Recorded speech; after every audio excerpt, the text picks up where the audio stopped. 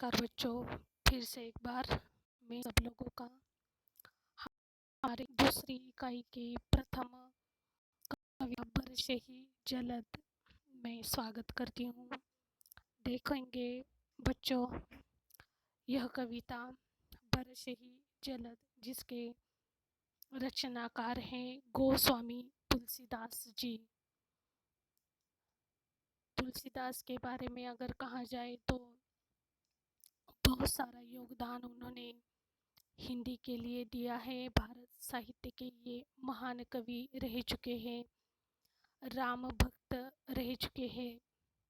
श्री राम उनके आराध्य थे, अतः उन्होंने अपने साहित्य में श्री राम एवं उनकी लीलाओं का अद्भुत वर्णन किया है।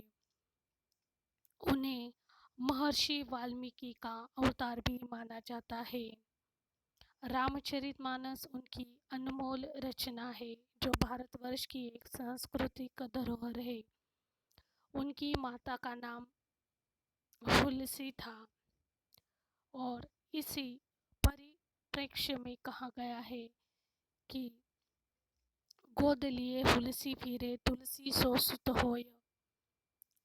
तो यहाँ पर तुलसीदास जी ने इस कविता में वर्षा ऋतु का सुंदर वर्णन किया है।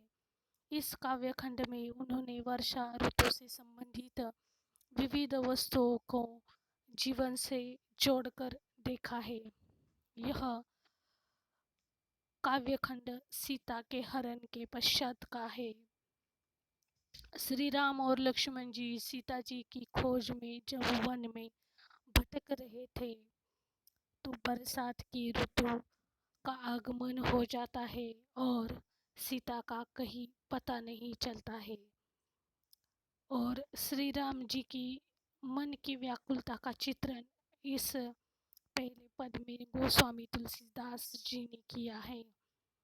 इसके बाद बहुत ही रोचक वर्णन यहाँ पर ऋष्यमुख पर्वत की सुंदर एवं मनोहारी प्रकृति का अद्भुत वर्णन किया है। इसके साथ साथ सद्गुण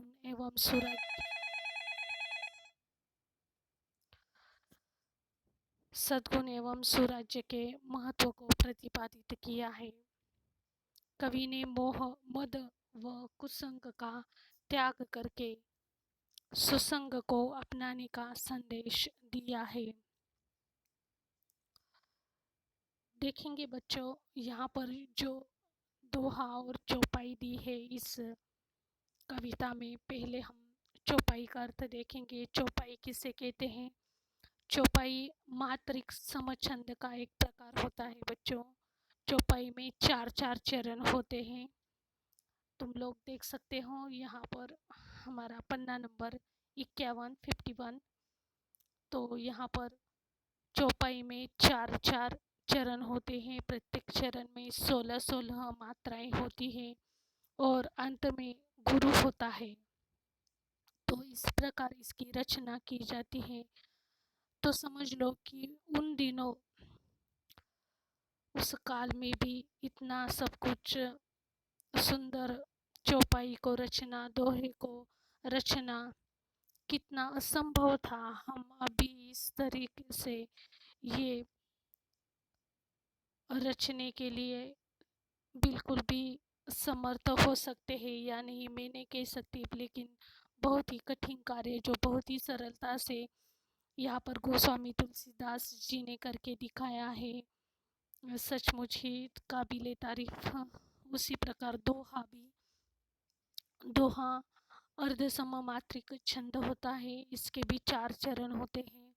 विषम चरण यानी कि प्रथम और तृतीय चरण में 13-13 मात्राएं तथा समचरण यानी द्वितीय और चतुर्थ चरण में 11-11 मात्राएं होती है। समचरणों के अंत में एक गुरु और एक लघु मात्रा का होना आवश्यक होता है।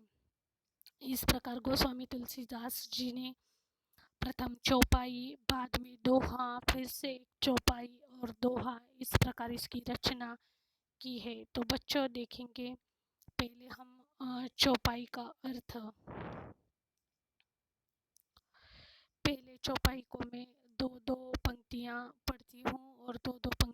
अर्थ लेकर हम आगे बढ़ेंगे, क्योंकि भाषा थोड़ी सी कठिन है, लेकिन फिर भी अर्थ के साथ साथ इसे पूर्ण करेंगे। घन घमंड नभ। घन इसके थोड़े से अर्थ भी मैंने लिखे हैं, शायद तुम लोगों को दिख जाए। घन घमंड नभ गर्जत घोरा, प्रियाहीन डरपत मन मोरा। दामिनी दमक रहही घन माही, खल के प्रीति जथा थीर नाही। तो यहाँ पर घन यानी कि बादल, घमंड यानी कि गर्व, और यहाँ पर गरजत यानी कि गरजते हैं। बादल क्या होते हैं? गरजते हैं। तो देखेंगे इन दो पंक्तियों का प्रथम अर्थ बच्चों। यहाँ पर श्री राम लक्ष्मण सीता जी की खोज में इधर उधर भटक रहे हैं, क्योंकि यहाँ पर सीता का कहीं पर भी पता नहीं है और उसकी खोज में ये दो भाई भटक रहे हैं। वर्षा ऋतु प्रारंभ हो गई है। आकाश में बादल उमड़ घुमड़ कर भयंकर गर्जना कर रहे हैं। ऐसे में श्री राम जी अपने भाई लक्ष्मण से कहते हैं कि हे लक्ष्मण, देखो आकाश में बादल बड़े अभिमान के साथ उमड़ घुमड़ कर घोर गर्जना कर रहे हैं, और जो मेरी प्रियतमा सीता है यानी कि पत्नी, उनके बिना उनका मन बहुत बेचैन हुआ है, क्योंकि सीता का कहीं पर पता नहीं है। सीता गुम गई है, इसलिए उनका मन डर रहा है। बिजली की चमक बादलों में रह रह कर हो रही है। तो तुम लोग ये वाला दृश्य आंखों के सामने ला सकते हो। बहुत ही यहाँ पर जोरदार हवा, जिसे हम उमड़ घुमड़ कर बादल आए हुए हैं, यहाँ से घनघोर अंधेरा, और यहाँ पर बिजली भी चमक रही है।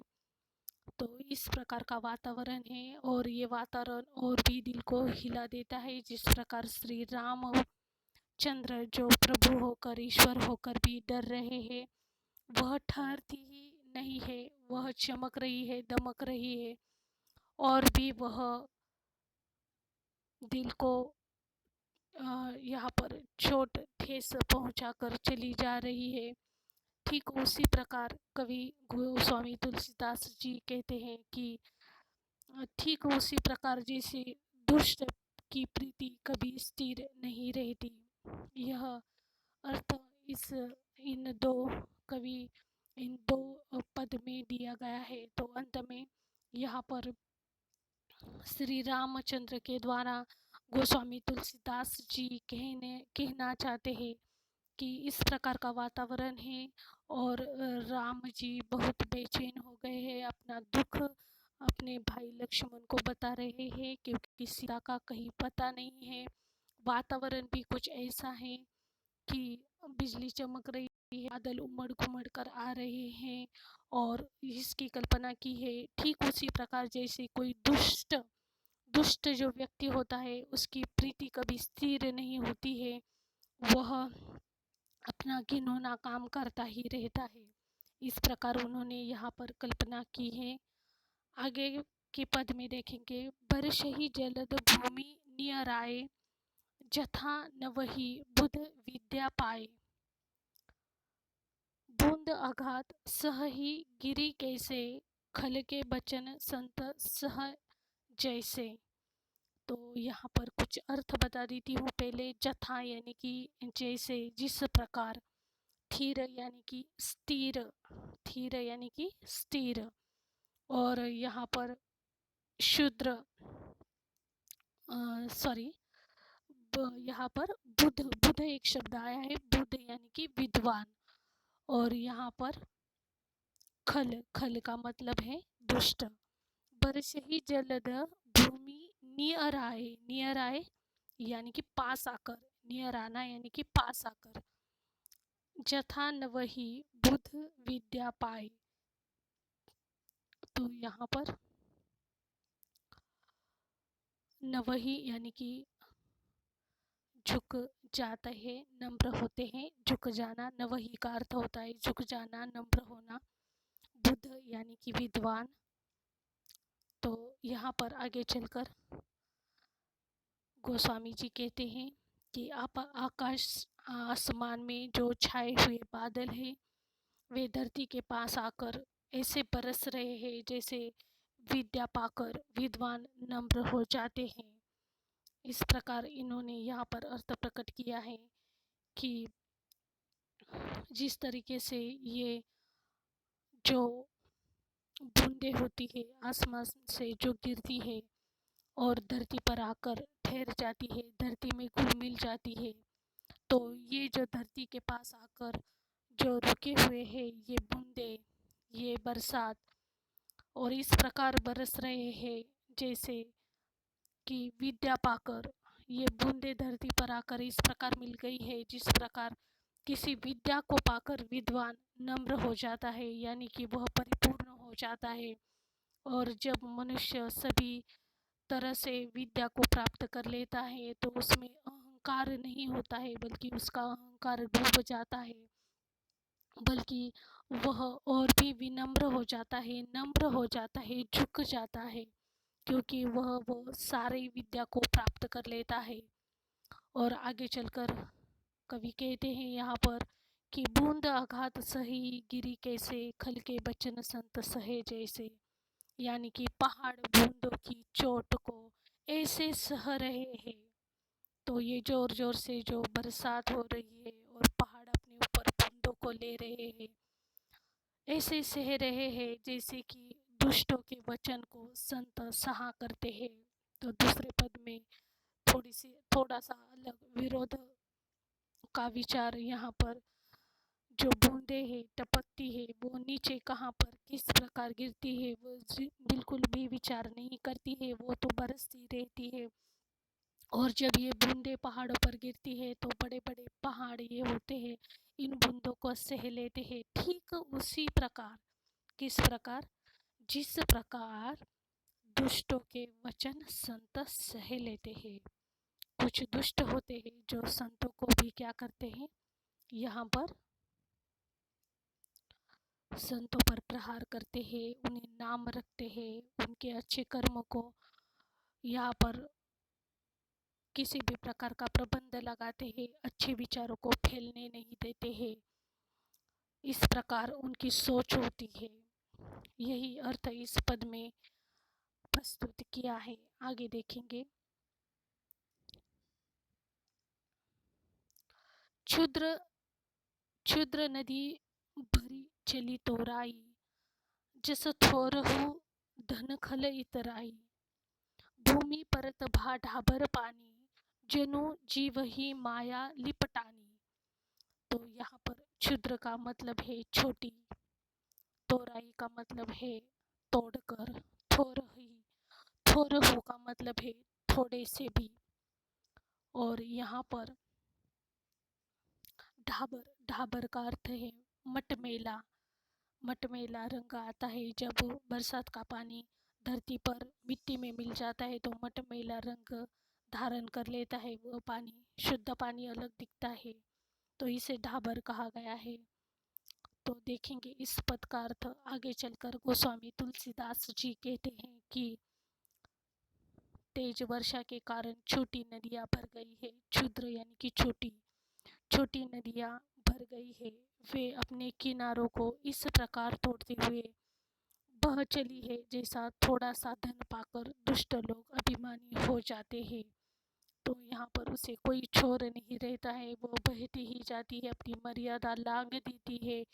ठीक उसी प्रकार जिस प्रकार किसी निर्धन को किसी दिन थोड़ा सा धन उसने पा लिया, तो अगर वह व्यक्ति दुष्ट हो तो और भी वह अभिमानी हो जाता है, क्योंकि धन तो कभी उसने देखा नहीं होता है, लेकिन अगर वह थोड़ा सा धन भी अगर वह प्राप्त कर लेता है तो वह अभिमानी हो जाता है और अपनी मर्यादा का त्याग कर देता है।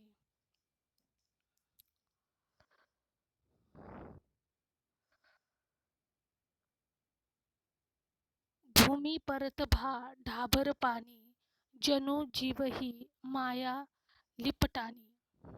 तो यहाँ पर बरसात का शुद्ध पानी धरती पर पड़ते ही क्या हो जाता है, मलिन हो जाता है। जैसे पवित्र व शुद्ध माया जीव के फंदे में पड़ते ही मलिन हो जाता है।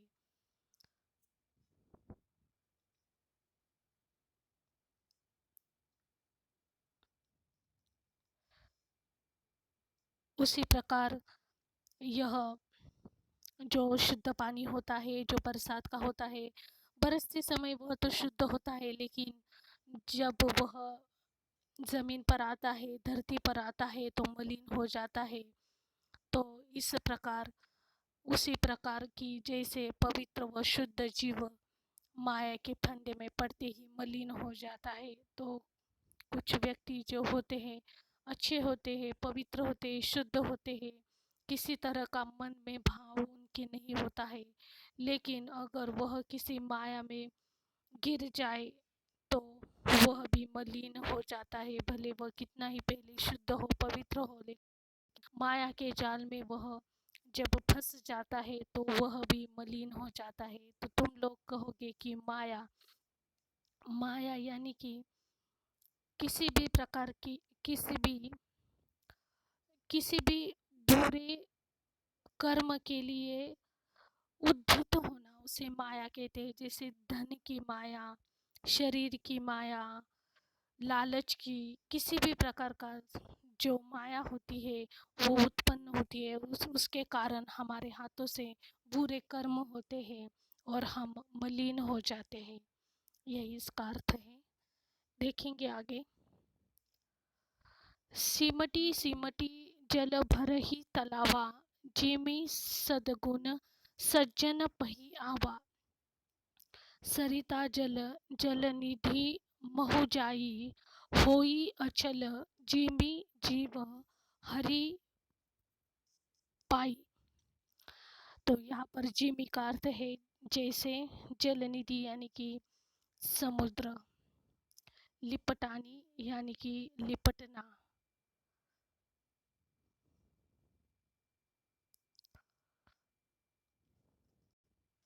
महु यानी कि मैं नहीं बल्कि मैं, जिमी यानी कि जैसे। तो देखेंगे इसका अर्थ बच्चों आगे चलकर। गोस्वामी तुलसीदास जी क्या कहते हैं। कहते हैं कि धरती पर जो गिरा बरसात का पानी इकट्ठा होकर तालाबों में ऐसे भर रहा है। तो यहाँ पर बरसही जल कहाँ कहाँ पर गिरता है, किस प्रकार वह घुल मिल जाता है और उसका अर्थबोध किस प्रकार लिया है और उसकी तुलना कैसे की है, गोस्वामी जी ने यह बतलाने की कोशिश की है। तो हर पद में ध्यान में रखना है कि कौन सा विचार बाहर आ रहा है। तो यहाँ पर अभी तालाब की बात हो रही है कि धरती की बूंदें यहाँ पर तालाब में आ जाती है। तो सिमटी सिमटी यानी कि धरती पर जो गिरा हुआ बरसात का पानी होता है वह इकट्ठा होकर तालाबों में ऐसे भर रहा है जैसे सद्गुण आहिस्ता आहिस्ता सज्जन व्यक्ति के पास चले जाते हैं। तो सद्गुण आहिस्ता आहिस्ता सज्जन व्यक्ति के पास चले जाते हैं।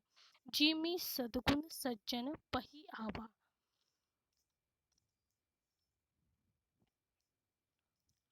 नदी का जल सागर में जाकर वैसे ही स्थिर हो जाता है।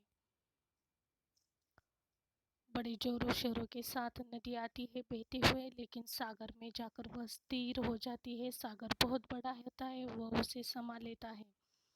जैसे जीव ईश्वर को पाकर अचल अचल हो जाता है। जैसे जीव ईश्वर को पाकर अचल हो जाता है, जब ईश्वर उसे मिलता है तो वह भी क्या हो जाता है, अचल हो जाता है। अर्थात जीवन मृत्यु के आवागमन से मुक्त हो जाता है। तो यहाँ पर गोस्वामी तुलसीदास जी कहते हैं कि वर्षा का पानी एकत्र होकर तालाबों में भरता है, जिसे एक एक कर सद्गुण सज्जन व्यक्ति के पास चले जाते हैं। एक एक व्यक्ति क्या होता है कि सद्गुण यानी कि सज्जन व्यक्ति के पास चले जाते हैं। तो उसकी तुलना की है कि नदी का पानी समुद्र में जाकर स्थिर हो जाता है, जिस प्रकार जीव हरि यानी कि ईश्वर को प्राप्त होकर यानी कि अचल, अचल का अर्थ है अवागमन से मुक्त हो जाता है। अवागमन से मुक्त हो जाता है यानी कि जीवन मृत्यु से जीवन मृत्यु के अवागमन से वह मुक्त हो जाता है। इस प्रकार से चौपाई का अर्थ हमने देखा बच्चों। अभी हम दोहे का अर्थ देखेंगे। हरित भूमि तृण संकुल समुझी परहि नहीं पंथ, जिमि पाखंड विवाद ते लुप्त होई सदग्रंथ। सदग्रंथ का अर्थ है महान ग्रंथ, जिमि यानी कि जैसे। तो इस दोहे में गोस्वामी तुलसीदास जी कहते हैं कि पृथ्वी घास से परिपूर्ण होकर हरी भरी हो गई है, चारों ओर बरस गया है पानी। इसके कारण अनावश्यक घास हरियाली फैल गई है, जिससे रास्तों का पता नहीं चलता। छोटी छोटी जो पगडंडियां होती हैं, पैदलों वाले रास्ते होते हैं, वे भी खो जाते हैं। इतनी सारी घास आ जाती है, अपने आप ही उग जाती है। यह ऐसा दृश्य लगता है जैसे पाखंडी के पाखंड भरे मत के प्रचार से सदग्रंथ लुप्त हो जाते हैं। तो यहाँ पर गोस्वामी जी का विचार ऐसा है कि ये इतने रास्ते भर जाते हैं, इतनी हरियाली छा जाती है कि जैसे पाखंड के प्रचार से सदग्रंथ लुप्त हो जाते हैं, गायब हो जाते हैं, कहीं पर छिप जाते हैं, क्योंकि पाखंड पाखंड का प्रचार हो रहा है, गलत बातों का प्रचार हो रहा है। यानी कि वो घास कैसी होती है, अनावश्यक होती है लेकिन बहुत ज़्यादा फैल जाती है। उसी प्रकार जिस प्रकार पाखंड का प्रचार हो जाता है और सदग्रंथ लुप्त हो जाते हैं, उसी प्रकार रास्ते भी लुप्त हो जाते हैं। वैसे ही वर्षा ऋतु में धरती की घास में पूर्णतः ढक कर लुप्त हो जाती है। धरती भी छिप जाती है, रास्ते भी छिप जाते हैं, अर्थात हरी भरी हो गई है, जिससे रास्ते समझ में नहीं आ रहे हैं। और यही अर्थ इस दोहे में गोस्वामी तुलसीदास जी ने बताया है। इसी के साथ बच्चों हमारा भाग 1 वर्षी जलद का खत्म होता है। हम वर्षी जलद का दूसरा भाग अगले सेशन में देखेंगे। Thank you students.